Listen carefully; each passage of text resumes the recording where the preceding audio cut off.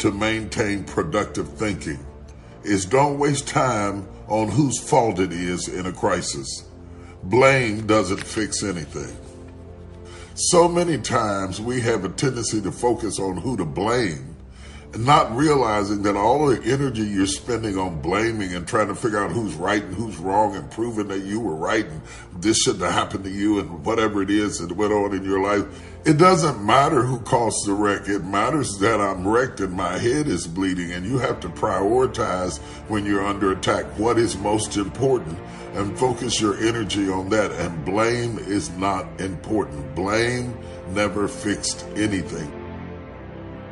After the crisis is over, we might have a discussion about how to prevent this from happening again. We might get down to whose fault it was, and generally a lot of times fault is broad enough to be shared. If what you're thinking isn't bringing about quantifiable results in your life, then you need to change your thinking. Failure means you've now learned another valuable lesson that pushes you one step closer to success. Failure is not the end all. People keep getting buried under failure.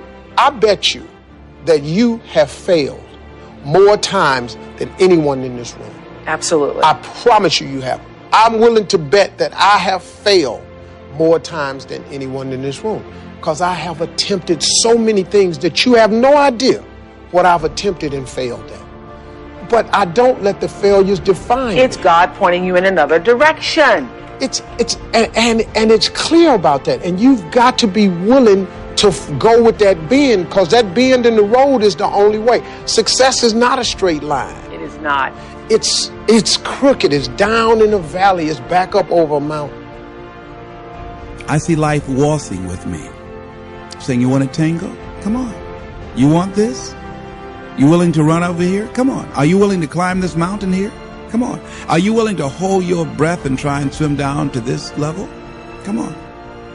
I see it as a challenge that introduces me to myself.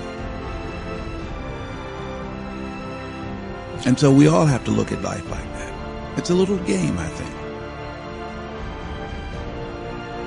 Some people don't know that they're not moving forward because they never measure their life.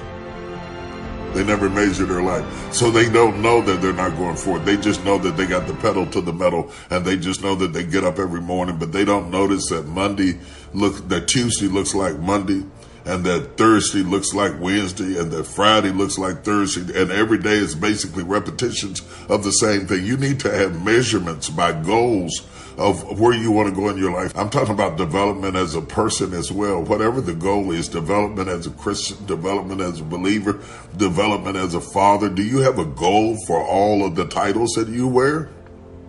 If you don't, you might not notice that you're not growing, you're not going anywhere, and it might be that you haven't defeated worry. Some people just go over and over the problem. I can't believe it. I can't believe this happened to me. I can't believe my son ran away. I can't believe I got a child in jail. And over again, what did I do wrong? I thought I was the best mother I knew. And you're just going over and over, skim over the problem, and let's start focusing on being solution-oriented.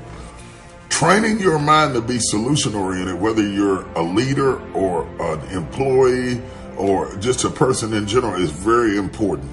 Train your mind to skim over the problem and focus on being solution-oriented.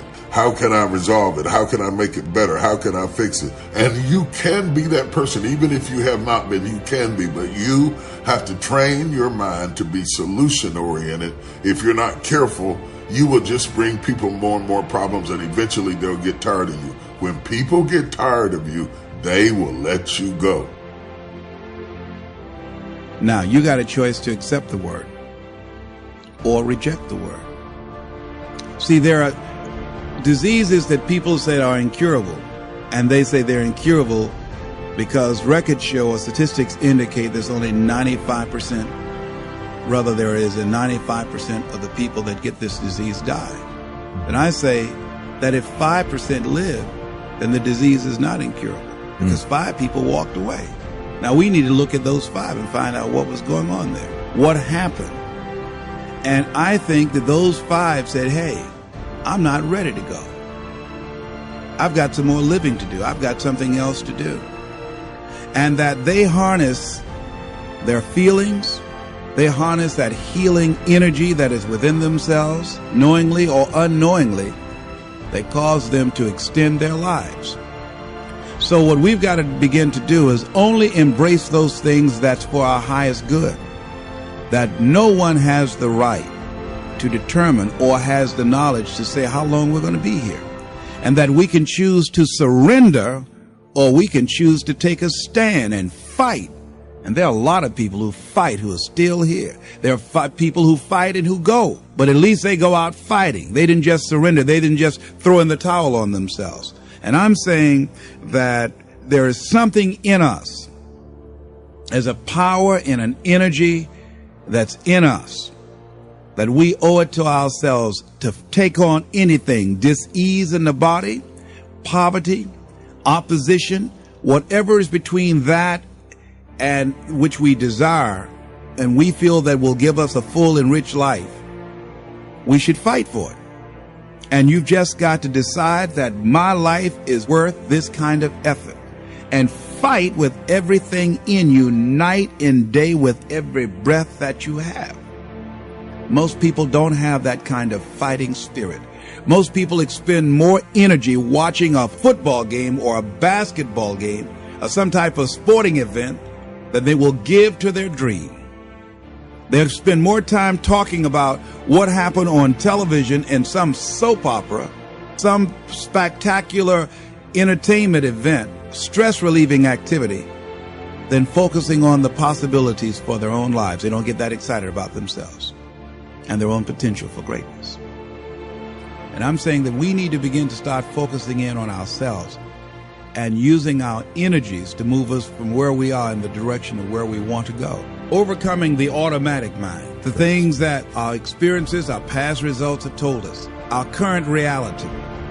Beginning to know that this is not it. That we are always involved in either creating reality or buying into the reality that we see. So if we begin to learn how not to judge according to appearances, as we begin to, with everything in us, tenaciously to pull down the strongholds on our minds and do maintenance work to make sure that those negative thoughts and that automatic mind doesn't creep in on us again, so we're worrying about or beginning to only focus on and see the obstacles and the limitations as opposed to the solutions of the possibilities. As we work on ourselves constantly, what we will find is that we become at one or in alignment with the universe, and we are able to produce what appear to be miracles to most people, but it's only a perfect outworking of the law when we are working in harmony with the universe.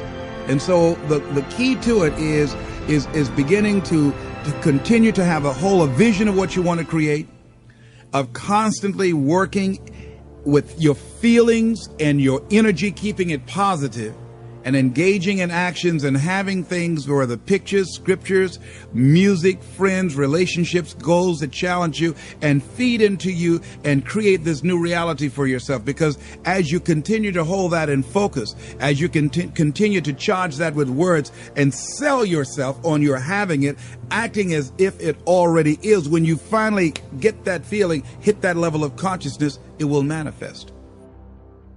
So when I hear people where their reaction is to bitch about a problem, like you and I were talking, you being Hispanic is working against you. Jason, you being an African American, it's working against you.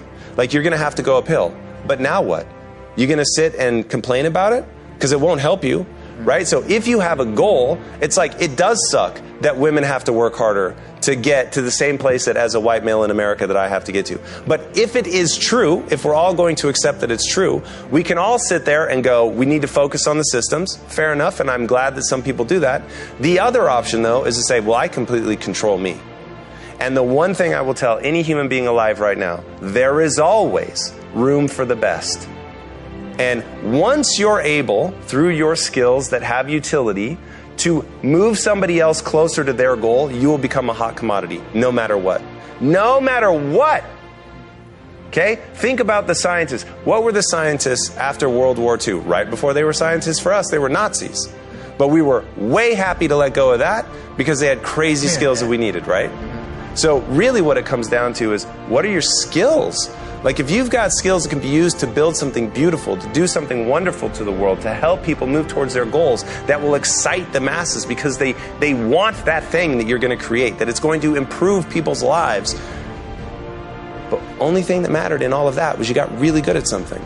And somewhere along the way, we lost that the punchline is, no matter what you do to the system, you, as an individual, need to get extraordinary at something. And so my encouragement to people is, go get extraordinary. Like, don't worry about whether the system is broken or not. We built Quest, $1 billion company, in less than 5 years coming out of the Great Recession.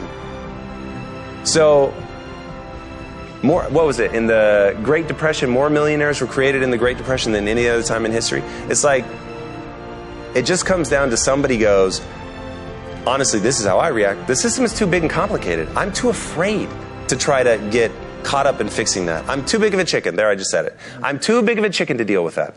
But I can deal with myself. I can go get extraordinary, right? So focus on that. Go get extraordinary. Go become the best of whatever it is you want to be. But go become the best of it and see how the world opens to you.